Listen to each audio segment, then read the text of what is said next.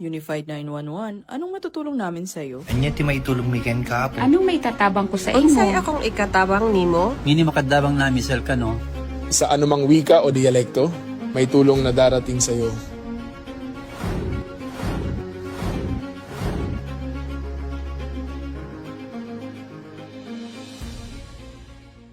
Lilingkod sa bawat Pilipino at magbibigay ng tamang impormasyon para sa tahimik at maayos na Pilipinas. Police News Network, alagad ng batas, tagapagtaguyod ng balitang pulis, sandigan ng mamamayan, patnubay ng katotohanan.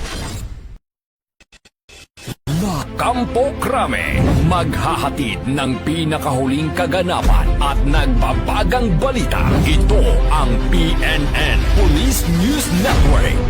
At ngayon, ang inyong mga tagapagbalita.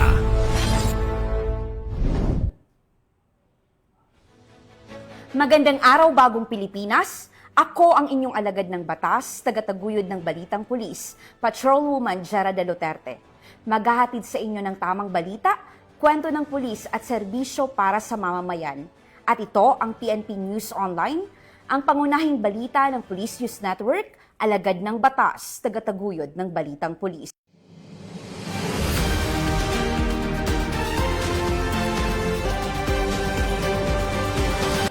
Narito ang mga balitang hatid ng ating PNN correspondents mula sa iba't ibang panig ng bansa.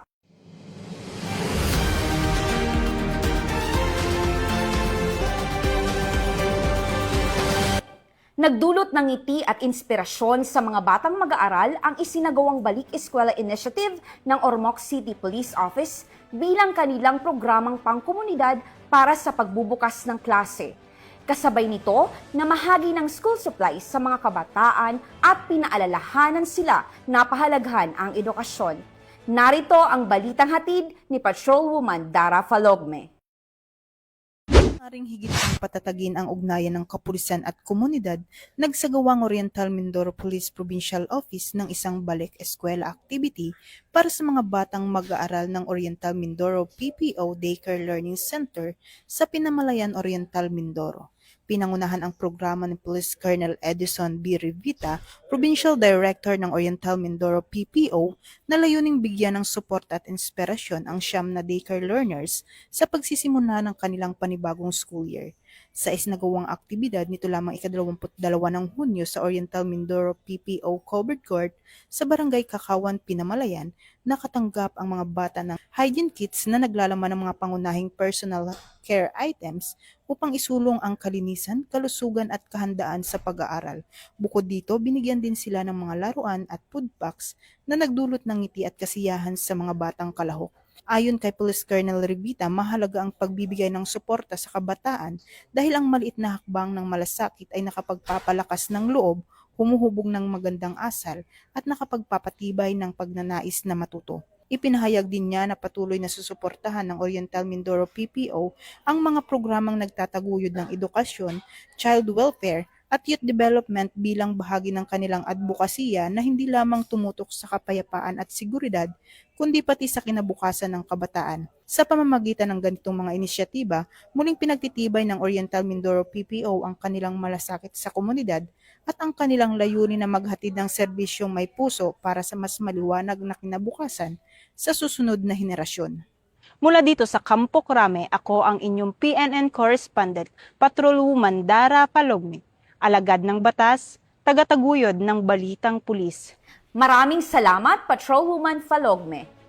Nakumpiska ng mga otoridad ang tinatayang 260,000 pesos halaga ng hinihinalang shabu mula sa isang drug suspect sa isinagawang anti-illegal drug operation sa Pasig City.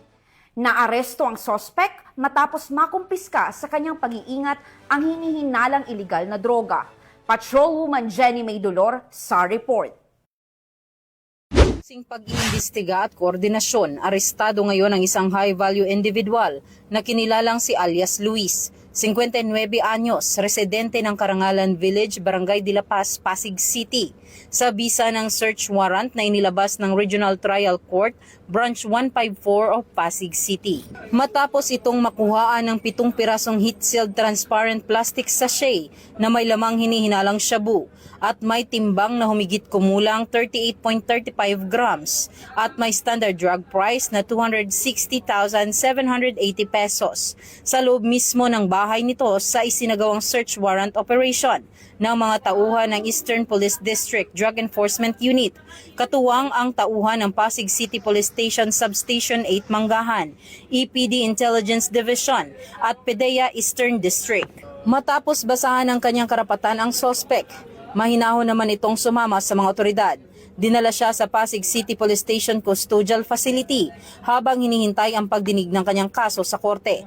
Samantala, maharap naman ang sospek sa kasong Section 11 Article 2 of RA 9165 o ang Comprehensive Dangerous Drugs Act of 2002. Ang PNP ay patuloy sa pagpapaigting ng kampanya laban ilegal na droga, kriminalidad at pagtugis sa mga may sala sa batas. Ito ang bagong PNP para sa bagong Pilipinas. Serbisyong mabilis, tapat at nararamdaman. Mula dito sa Eastern Police District, ako po ang inyong PNN correspondent, Patrolwoman Jenny Midolor, alagad ng batas, tagataguyod ng Balitang Pulis.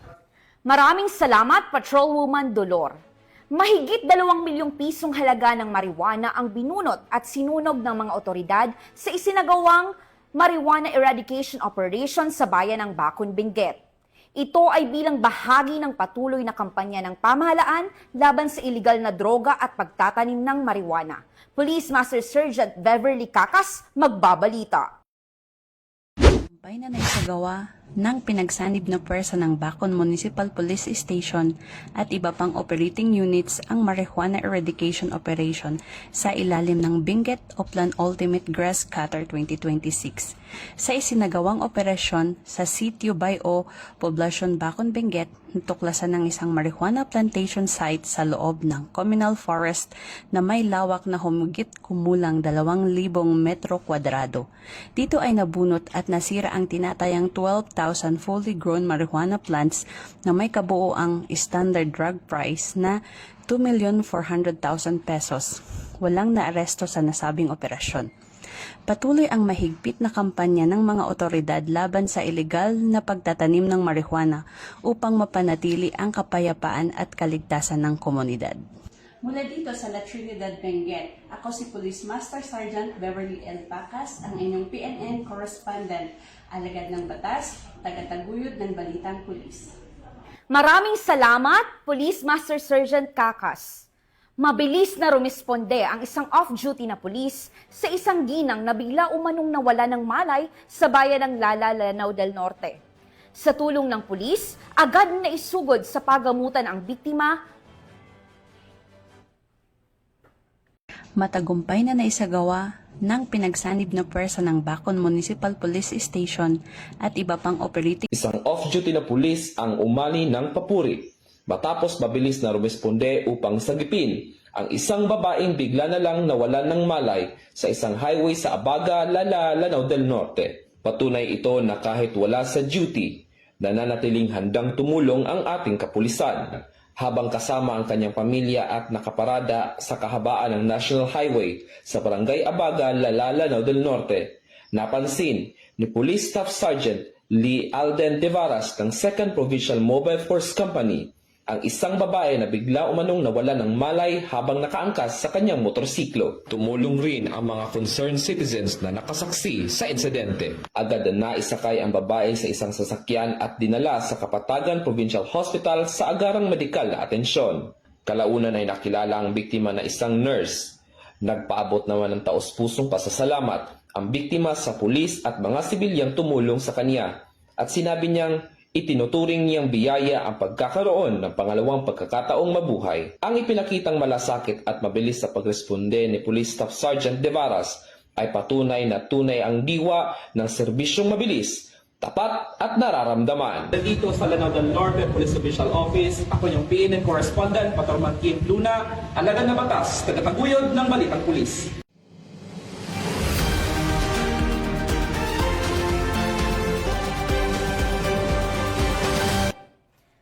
Mas pinaigting ng mga otoridad sa Tacloban City ang pagpapatupad ng curfew at police patrol bilang bahagi ng kanilang hakbang upang mapanatili ang kapayapaan at kaayusan sa lungsod.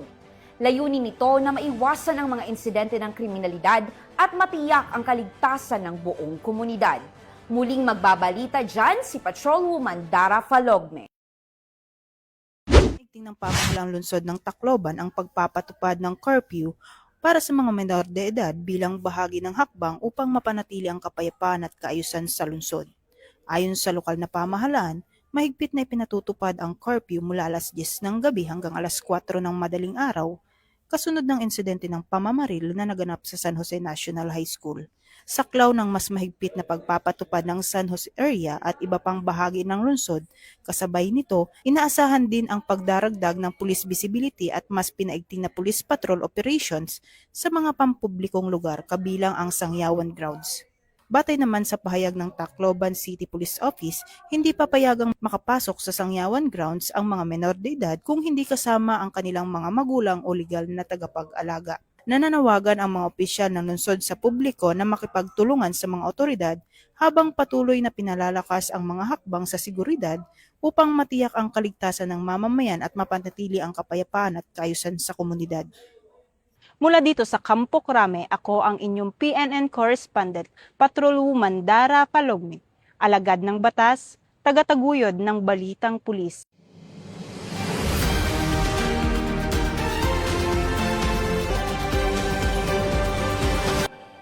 Maraming salamat, Patrolwoman Falogme. Sa ating huling balita, sa 7 buwan na mahusay at tapat na pamumuno sa serbisyo ni Police Brigadier General Vina H. Guzman sa Police Community Affairs and Development Group, kinilala siya sa kanyang kahusayan. Formal na manungkulan si Police Brigadier General Vina H. Guzman bilang Direktor ng Police Community Affairs and Development Group noong 12 ng Nobyembre taong 2025. Nagpatupad siya ng mga makabuluhang programa na nagpapalakas sa advokasya ng organisasyon para sa mabuting pamamahala, pagkilala sa kabayanihan at pagpapalawak ng ugnayan ng pulis at komunidad. Kabilang sa mga pangunahing inisyatiba ang pagkilala sa mga natatanging mamamayan at organisasyon sa pamamagitan ng Sumbong Nyo Aksyon Agad na nakatanggap ng Anak TV Seal Awards. Pinangunahan din ni Police Brigadier General Guzman ang New Year's Call, paglagda ng mga Memorandum of Agreement sa iba't ibang katuwang na institusyon tulad ng SIM at PHMI at pagbubukas ng mga museum exhibits na nagpapakita ng kasaysayan at serbisyo ng kapulisan. Sa ilalim ng kanyang pamumuno, isinagawa ang mga programang pangkalusugan at pangkawang gawa gaya ng Down Showdown for a Cause, Valentine's for a Cause, Biggest Loser Challenge at mga community outreach program para sa mga batang may malulubang karamdaman at mamamayang nangangailangan. Ipinakita rin ng PCG ang suporta sa kababaihan sa pamamagitan ng Women's Month Celebration, kung saan kinilala si Police Brigadier General Guzman bilang huwarang leader at sa paglulunsad ng Empowered Women in Policing exhibit. Kabilang din sa kanyang mga natanggap na pagkilala ang 6th Crystal International Women's Award at Diamond Excellence Award. Lalo pang pinagtibay ng PCG ang kausayan sa serbisyo nang matagumpay nitong makabit ang International Organization for Standardization Stage 2 certification at palawakin ang pakikipag-ugnayan sa mga stakeholders sa pamamagitan ng meet and greet with the Advisory Council. Nagbigay rin ng inspirasyon ang mga programang nagtatampok sa talento ng mga pulis tulad ng Singing Cups Competition at iba pang gawaing nagtataguyod ng pagkakaisa at positibong imahe ng Philippine National Police. Sa kanyang kaarawan nitong 17 ng Hunyo ay pinili niyang magdiwang sa Manila Boys Town, Marikina City upang magsagawa ng outreach program at magbigay ng tulong at inspirasyon sa mga kabataan sa naturang pasilidad. Sa kabuuan, ang pamumuno ni Police Brigadier General Vina H. Guzman ay nagbunga ng mga programang nakasentro sa serbisyo, pagkilala, pakikipagkapwa at kausayan, patunay ng kanyang dedikasyon sa pagpapaunlad ng PCG at sa patuloy na paglilingkod sa sambayanang Pilipino. Mula dito sa National Headquarters ng Philippine National Police, ako ang inyong PNN correspondent, Patrolman Edwin Baris, alagad ng batas, tagataguyod ng Balitang Pulis.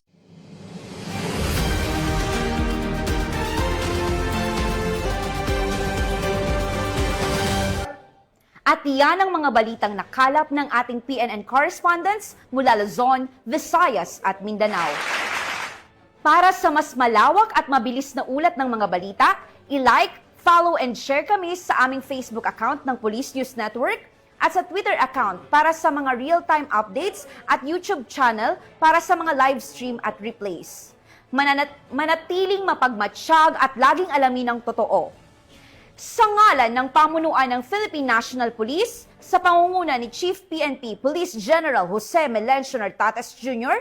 at sa pamumuno ni President Ferdinand Bongbong Marcos Jr., kami ay maglilingkod sa bawat Pilipino at magbibigay ng tama at balanseng balita. Bago po tayo magtapos, muling nagpapaalala ang pambansang pulisya kaugnay sa nalalapit na parliamentary election sa Bangsamoro Autonomous Region in Muslim Mindanao. Pinaaalalahanan ng Philippine National Police ang publiko na manatiling mapanuri at maging mapagmatsyag laban sa paglaganap ng fake news, misinformation at disinformation sa iba't ibang online platforms. Labanan ang fake news sa BARM. Ugaliing mag-fact check at magbahagi lamang ng tama at beripikado at mapagkakatiwalaang impormasyon upang mapanatili ang kapayapaan, kaayusan at pagkakaisa sa komunidad. Mula rito sa tanggapan ng tagapag-ugnay ng pambansang pulisya, ako ang inyong alagad ng batas, tagataguyod ng Balitang Pulis, Patrolwoman Jera de Luterte. Maghahatid ng tamang balita, kwento ng pulis at serbisyo para sa mamamayan. At ito ang PNP News Online, ang pangunahing balita ng Police News Network, at ito ang bagong PNP para sa bagong Pilipinas. Serbisyong mabilis, tapat at nararamdaman.